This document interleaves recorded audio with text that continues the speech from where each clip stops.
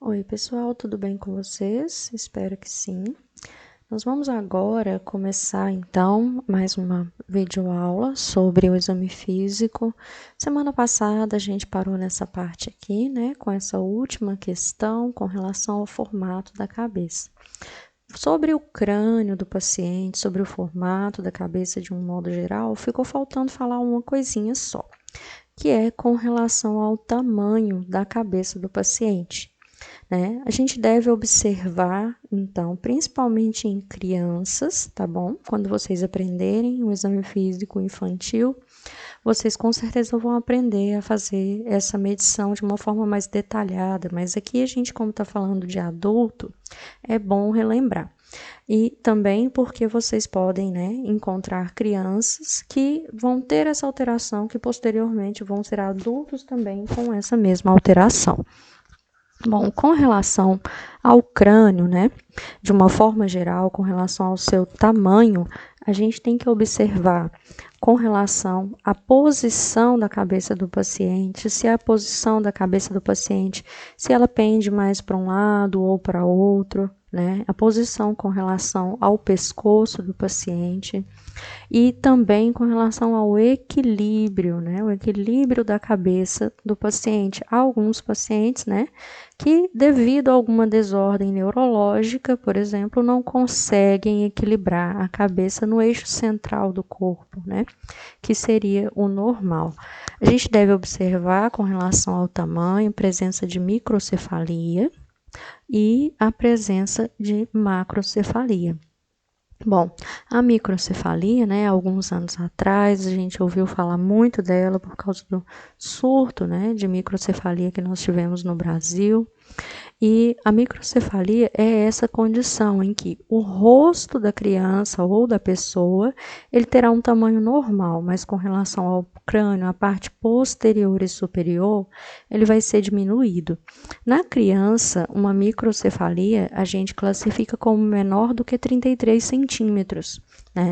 E isso aqui a gente consegue perceber visualmente, tanto na criança quanto no adulto.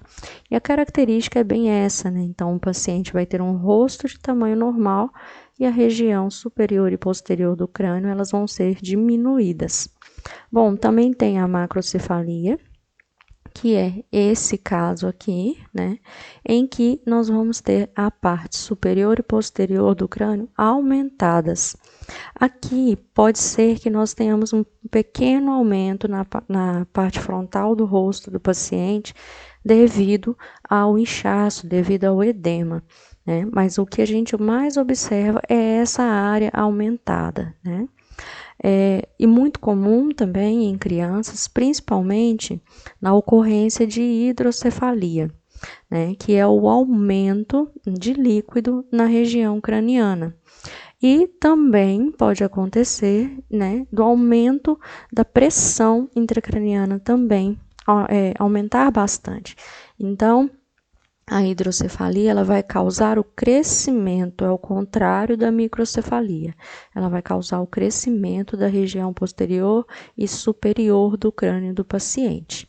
Bom, então, mostrar para vocês aqui mais um exemplo de hidrocefalia, Aqui em um bebê e aqui em um paciente já adulto, para vocês verem que a gente pode sim encontrar essas alterações em adultos também. E uma característica principal é esse aumento, da região frontal, que especialmente na testa do paciente, que a gente consegue ver um aumento muito maior. Os olhos, eles vão ficar mais afundados, vocês vão ver aqui para frente como é o nome dessa condição, mas os olhos do paciente também vai se tornar um pouco mais afundados por causa desse aumento craniano, tá? Bom, ainda falando, sobre o que observar no crânio do paciente, a gente tem que observar a presença de lesões e lembrando que todas as vezes que eu falo de lesões, nós estamos falando de cortes, nós estamos falando de hematomas, nós estamos falando de nódulos, nós estamos falando de áreas que estão alteradas, né? Uma lesão pode ser uma fratura, ela pode ser várias coisas, ela pode ser um hematoma. Então, lesões é tudo aquilo que não vai deixar o local de forma normal, é tudo aquilo que está alterado no local, tá bom? E que vai causar um dano. Então, no crânio, a gente observa a presença das lesões. Essas lesões aqui, por exemplo, né, desse paciente, são alguns cortes, provavelmente proveniente, né, de um trauma, provavelmente uma pancada ou algo assim, né, nessa região aqui. Então, a gente observa e descreve qual local em que foi encontrada essa lesão. E se há presença de sangue ou não. Aqui, no caso, nós temos hematomas, né, nessa imagem aqui, a presença de um hematoma, provavelmente também um trauma, uma pancada, e a presença de nódulos no couro cabeludo. Nódulos, como eu falei para vocês, nódulos a gente consegue observar, mas também a gente consegue palpar, a gente consegue sentir o nódulo, né? Nesse caso aqui, eu trouxe uma imagem de uma ressonância, só para vocês verem que há um acúmulo, né, de sangue nessa região aqui, e isso com certeza se manifesta de uma forma como um nódulo. Então, para vocês verem que a forma como é feito, isso aqui ele vai formar como se fosse uma bolinha, né? E aí eu consigo observar isso visualmente e também consigo palpar. Por isso, no exame físico do crânio, eu tenho que usar as mãos para poder palpar toda a cabeça do meu paciente, porque o cabelo esconde essas coisas, né? Por exemplo, um nódulo, às vezes, dependendo da região, não é tão fácil de ver. E por isso eu preciso palpar a cabeça do meu paciente para poder sentir. Bom, aqui tem um exercíciozinho para vocês fazerem, né? Para vocês descreverem aqui para mim qual é a alteração que vocês conseguem observar nessa imagem aqui, tá bom? Então, vocês depois parem o vídeo, façam um exercício para a gente treinar, para que vocês consigam, então, ter um desenvolvimento melhor, para que vocês consigam entender, né, um pouco mais do conteúdo, tá bom? Dúvidas, vocês podem me procurar. Então, parem aí depois e tentem descrever qual é essa alteração aqui. Lembrando que, quanto mais vocês escreverem com detalhes, melhor é, tá bom? Então, quanto mais detalhado, melhor é. Bom, falar um pouquinho de fraturas, né? Falar um pouquinho dessas lesões que são muito comuns a gente encontrar.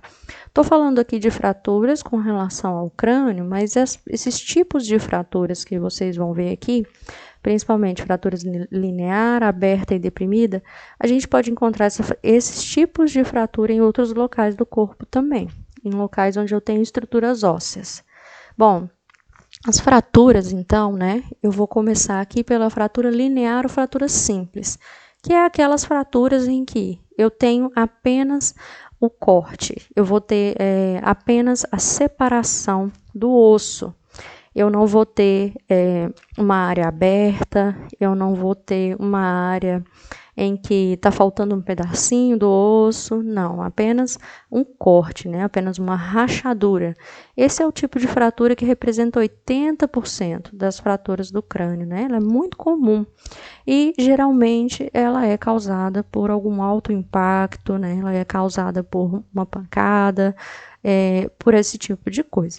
Já as fraturas abertas são aquelas lesões em que eu tenho, então, um local aberto, eu vou ter um buraquinho, né? Eu vou ter uma região realmente aberta em que as estruturas ósseas elas estão separadas. E aqui, então, eu tenho um grande potencial para infecção, né? Porque justamente eu tenho a exposição das estruturas que estão abaixo do crânio. Já uma fratura deprimida, ela é causada principalmente por uma lesão de baixa velocidade ou impacto, né, de um pequeno objeto. mas com grande força, né? Elas têm um grande potencial para causar uma lesão cerebral justamente porque elas desencadeiam hemorragia no local. E pode ser que eu tenha fragmentos de ossos, né, que vão penetrar então no cérebro. Uma fratura deprimida é como se eu tivesse a região e aí o osso entra e a fratura é feita dessa forma aqui. Ela é feita para dentro, né? O que vai acontecer é que o osso, ao se quebrar, ele quebra para dentro. Então, isso aqui é uma fratura deprimida. Esses 3 tipos são os mais comuns, tá? A fratura linear, em que há apenas a rachadura. Fratura aberta, em que eu tenho um local aberto, o osso se separa. E a fratura deprimida, que é aquela em que ela vai acontecer para dentro, né? O osso vai se quebrar para dentro. Bom, nós vamos ter também alguns tipos de fraturas que é interessante vocês observarem, porque um dia vocês podem estar trabalhando, por exemplo, em um pronto atendimento e vocês se depararem com essas alterações. Bom, fraturas de base de crânio, né, é uma das mais comuns e fáceis de serem, então, identificadas. A fratura da base de crânio, principalmente, o paciente vai apresentar sangramento pelo nariz, que a gente chama de rinorragia.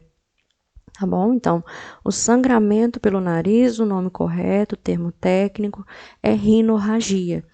Tentem gravar esses termos técnicos, tentem ir anotando esses termos técnicos, fazendo um caderninho com todos eles, porque quanto mais a gente utiliza termos técnicos, mais rico fica o nosso diagnóstico, mais rico fica a nossa descrição, né? E mais efetivamente a gente se comunica, então, com a equipe médica, com a equipe multidisciplinar e até mesmo com a própria equipe de enfermagem, tá bom? Então, gravem aí, ó, rinorragia, então, é o nome dado pelo sangramento do nariz.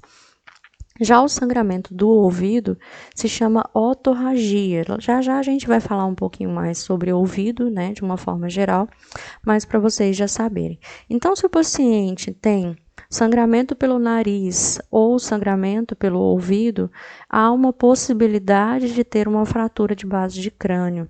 E a fratura de base de crânio, ela também pode apresentar esses 2 sintomas aqui, este e este, tá? E agora nós vamos falar um pouquinho sobre eles. É muito comum.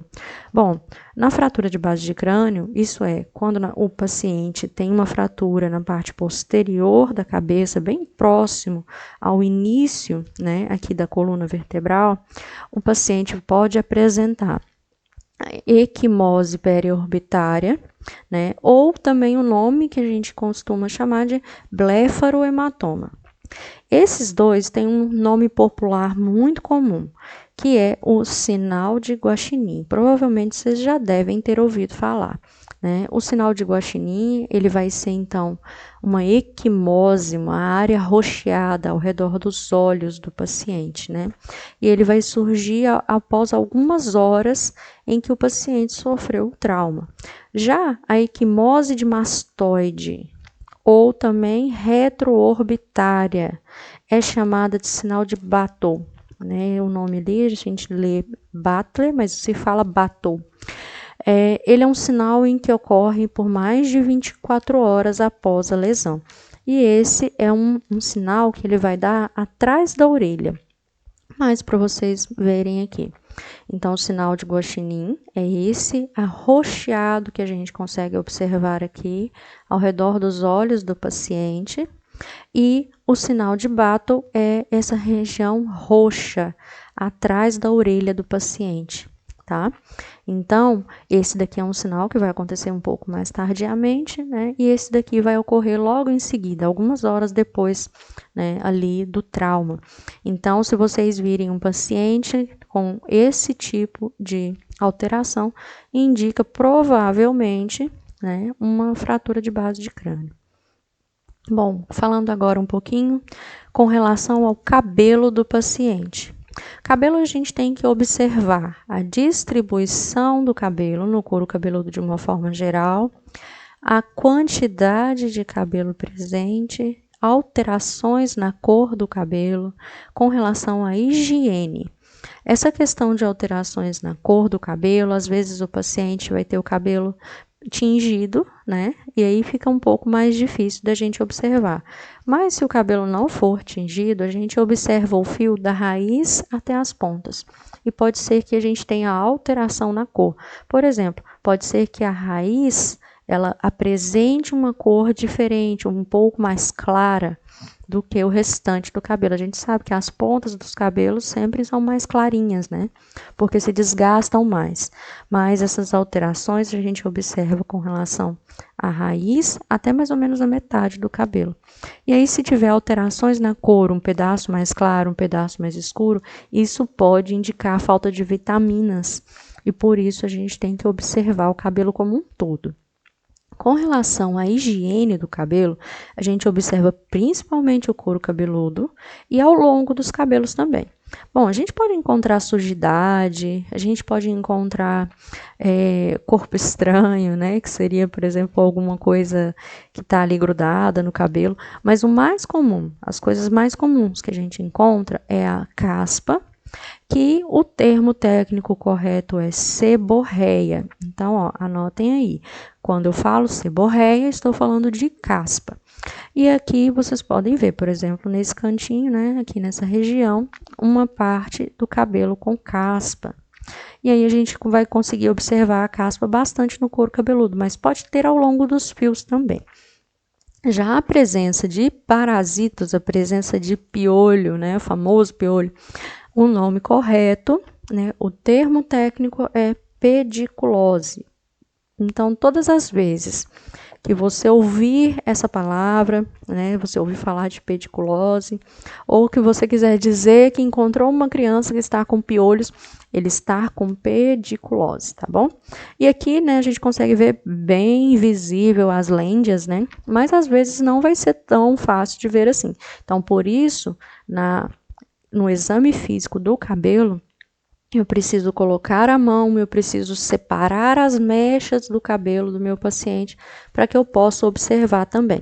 Com relação à higiene, a gente também tem que observar se o couro cabeludo e o cabelo de um modo geral, se ele está oleoso, se ele está seco, se ele está quebradiço e se ele apresenta quedas. Com relação às quedas, a gente vai observar essas 4 condiçõezinhas aqui. Primeiro, com relação à alopécia.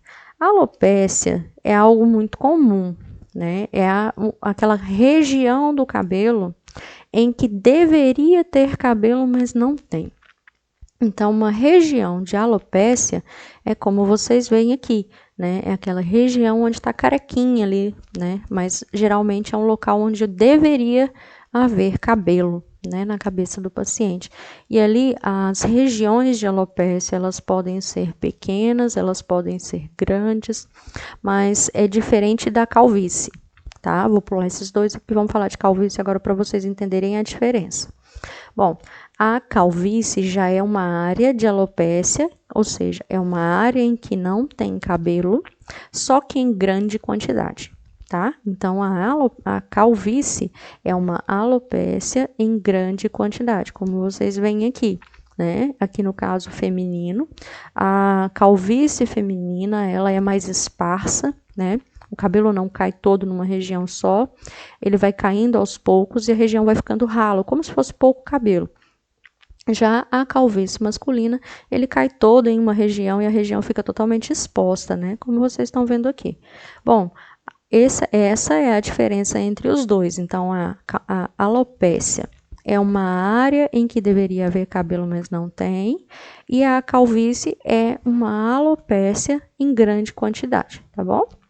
Bom, com relação à queda, né, como que eu vou perceber? Primeiro eu pergunto para o paciente se ele percebe que ele tem queda de cabelo ou não.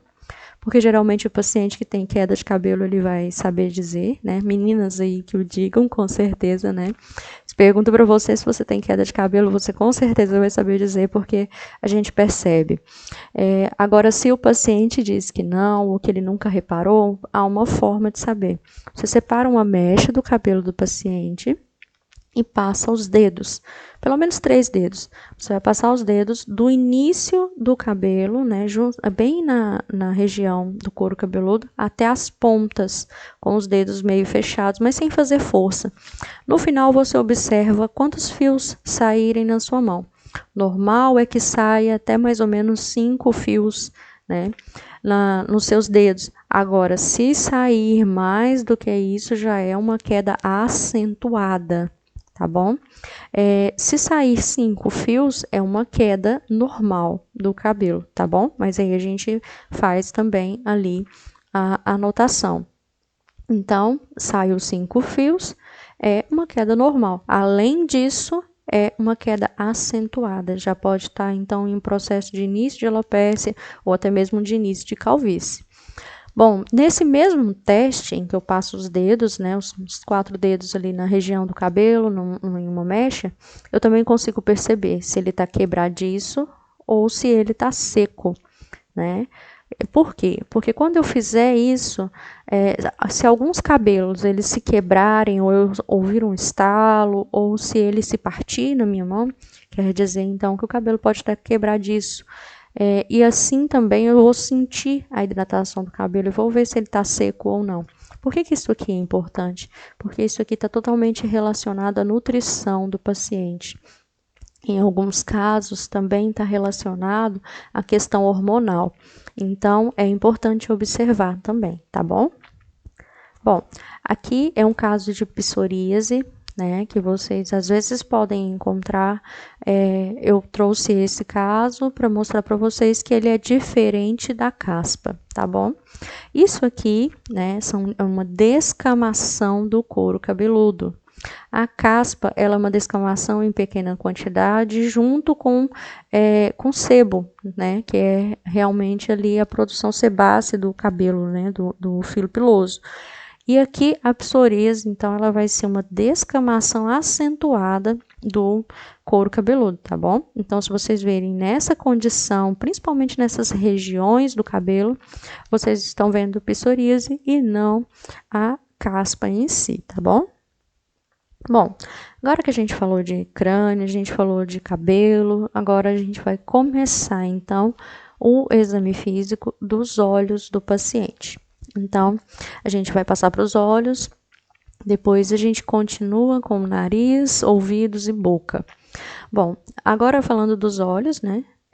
Relembrar, não sei se vocês se lembram de anatomia, mas relembrar um pouquinho dessa parte, porque é importante, a gente se refere a algumas áreas aqui. Lembrando que, primeiro, a pupila é a parte preta, a bolinha preta no centro dos olhos de todos nós.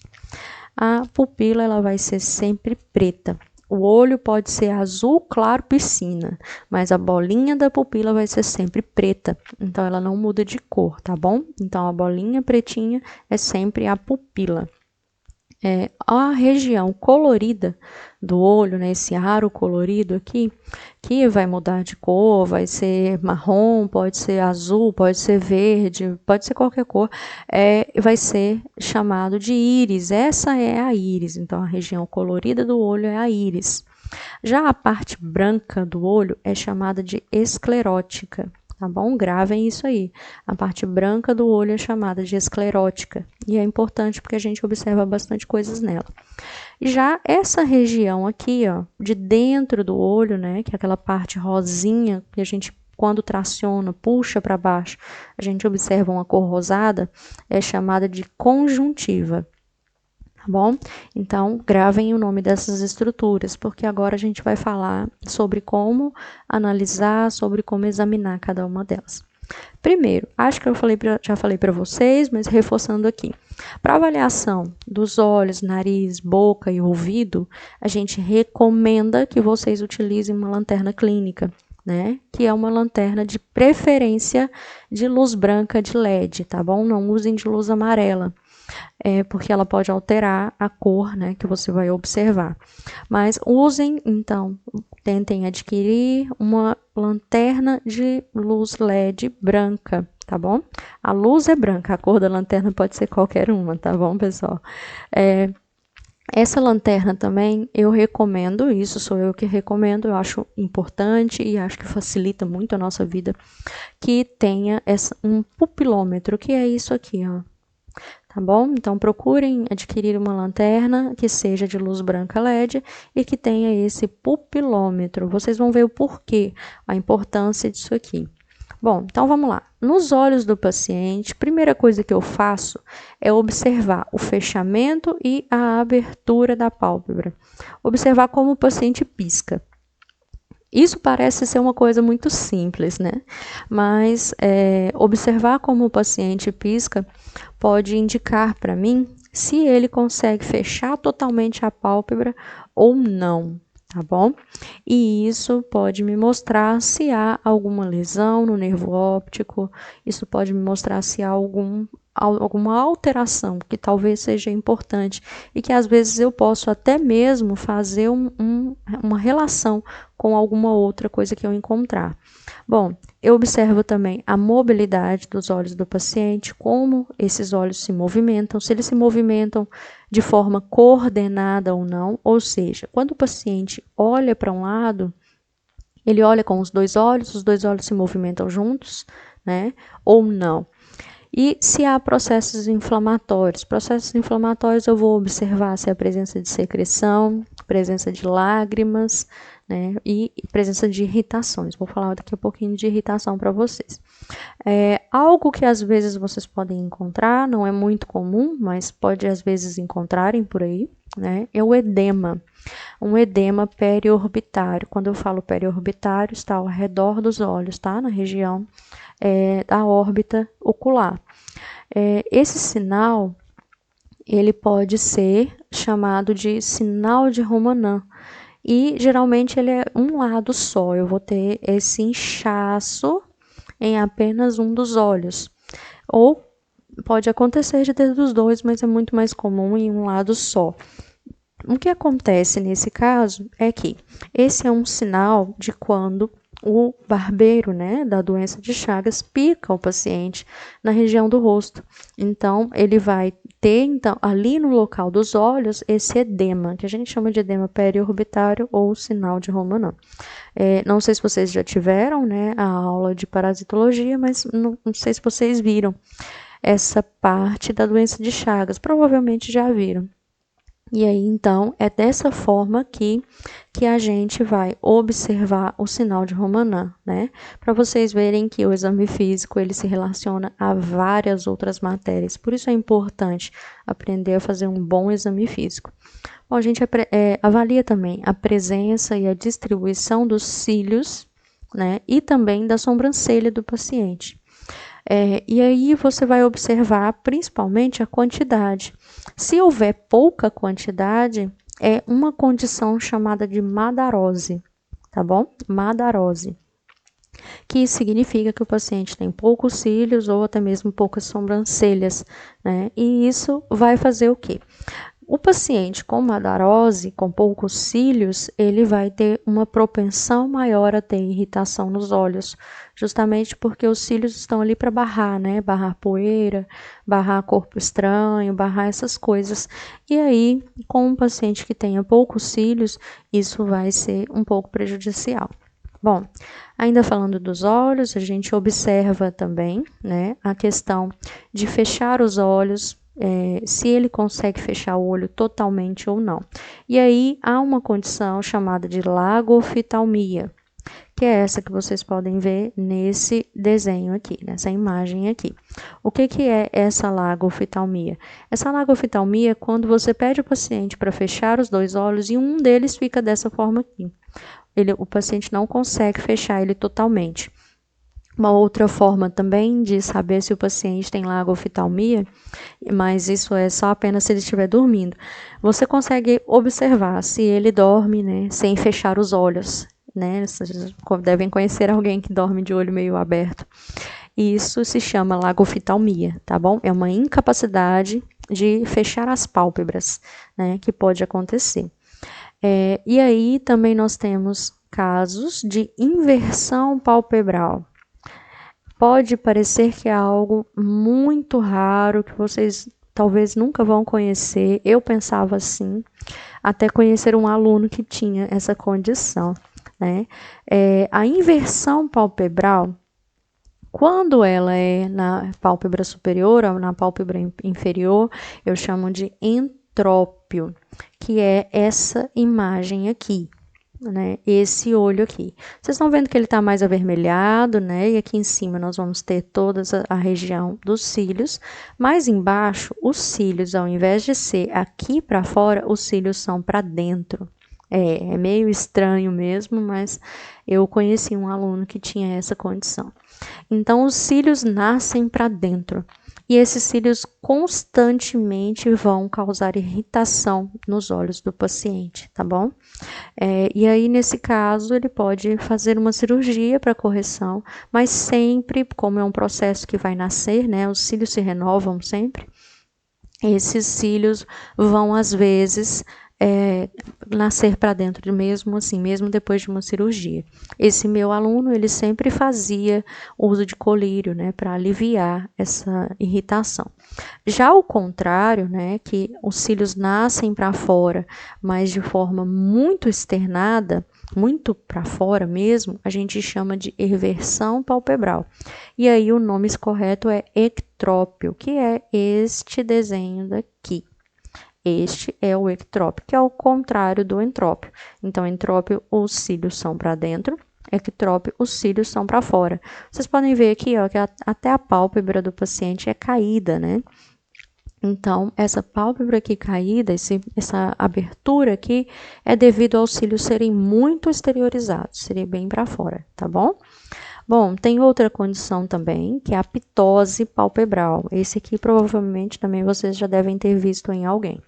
A ptose palpebral é a queda da pálpebra, geralmente a superior, né? Vocês veem aqui o paciente, por isso que a gente pede o paciente para abrir e fechar os olhos, para que a gente possa observar essas alterações, que com os olhos parados a gente não consegue observar. Então, o paciente a gente pede ele para abrir os olhos e ele vai abrir um olho e o outro ele não vai conseguir abrir totalmente, né? Vai ficar aberto parcialmente, como vocês veem aqui. E isso é devido ao relaxamento, né, da pele na região. E em alguns casos isso é hereditário, né? Então, se a mãe do paciente tem, ele provavelmente terá esse tipo de ptose palpebral, tá bom? Isso aqui com uma cirurgia corretora, você consegue puxar a pálpebra, mas provavelmente logo algum tempo depois ele vai voltar a cair, né? Porque é a tendência da musculatura da região, tá bom? Bom, falando ainda, questão de globo ocular ao redor dos olhos, né? A gente avalia a protusão ocular. O que é isso? É a profundidade dos olhos do paciente, né? Se os olhos são muito fundos ou se são muito para fora, né? E aí, quando os olhos são muito para fora, a gente não vai falar que o paciente tem o olho esbugalhado, né? Que é o comum que a gente fala. Na verdade, o termo técnico é exoftalmia. Então, quando o paciente tem os olhos muito ressaltados, muito para fora, muito protusos, eu falo que ele tem exoftalmia, tá bom? Que é nesse caso aqui, que é aquele olho bem ressaltado, bem para fora. Já o contrário, a pessoa que tem um olho muito fundo, eu chamo de enoftalmia, tá bom? Anotem esses nomes, como a dica que eu dei para vocês, vão criando aí, né, um caderninho de termos técnicos, que vocês vão usar isso para o resto da vida. Então, a enoftalmia é o contrário, é aquele olho que é mais fundo, e que a gente vai observar, né, que a cavidade ocular do paciente, ela vai estar mais ressaltada, tá bom? Então, a exoftalmia, o olho é mais para fora, a enoftalmia, ele é mais para dentro, ele é mais afundado. Bom, vamos também avaliar a presença de desvios oculares, né? Os desvios oculares, então, eles vão se apresentar das formas que a gente vai ver aqui. E eles são caracterizados como estrabismos, tá bom? Então, são vários tipos de estrabismos, tá? Eu sei que vocês provavelmente pensavam que estrabismo era tudo uma coisa só, mas não é. Então, vamos lá. Primeiro, eu quero só explicar para vocês que é como se a gente fizesse uma linha aqui nesse centro, né? Nossa, minha linha ficou toda torta, mas tudo bem. E aí, eu observo com relação ao nariz. Então, o ponto central aqui é o nariz do paciente, tá bom? Aqui, desse lado, eu tenho um olho normal. Eu olho pela pontinha aqui da pupila. Esse olho está normal. Já de cá, né, todos eles, as alterações estão desse lado, né, aqui do lado direito, tá bom? E aqui eu tenho o lado esquerdo, né? As alterações estão todas aqui do lado direito. Então, se eu tenho um olho para dentro, né, voltado para o nariz neste sentido, eu tenho uma esotropia, certo? Esotropia. Se eu tenho uma alteração em que o olho está voltado ao contrário do nariz, né, para o lado de fora, eu tenho uma exotropia. Tá vendo? É a mesma coisa, só que é escrito com X. E aí eu falo exotropia. A de cima é esotropia. Então, se ele é voltado para dentro, é uma esotropia. Se ele é voltado para fora, é exotropia. Se ele é para cima, né, o desvio ocular é para cima, eu vou ter uma hipertropia. Se ele é para baixo, eu vou ter uma hipotropia, tá bom? Pessoal, mais para frente eu vou mandar para vocês o checklist que eu fiz com os meus alunos e que a gente utiliza e que é bem completo. Eu fiz uma colinha para vocês lá, tá? Então, na hora de fazer a avaliação dos olhos do paciente, eu coloquei essas setinhas para vocês lembrarem de qual lado que é, tá bom? Mas só relembrando, então. A esotropia, o desvio é voltado para dentro. A exotropia, com X, o desvio é voltado para fora. Na hipertropia, o desvio é para cima. E na hipotropia, o desvio é para baixo, tá bom? E aí, do outro lado aqui, é a mesma coisa também. Se for para dentro, é esotropia. Se for para fora, né, é exotropia. Para cima, hipertropia. Para baixo, hipotropia, tá bom? Então, eu olho sempre com relação ao nariz. O nariz é o meu ponto de referência só para eu saber se está para dentro ou para fora. Bom, quero que vocês, então, façam esse segundo exercício aqui, né? Hoje vocês vão responder para mim as questões 4 e 5. E que vocês digam paciente 1 e paciente 2, quais são as alterações que a gente consegue observar nesses olhos desses pacientes, tá bom? Quero que vocês me digam também com relação ao desvio ocular, se possível, também podem observar com relação às pálpebras, podem observar com relação ao globo ocular, podem observar com relação aos cílios e com relação também à sobrancelha desses pacientes aqui, tá bom? Pessoal, vou parar por aqui dessa semana. Façam os 2 exercícios, qualquer dúvida vocês me procurem. E é isso, bons estudos.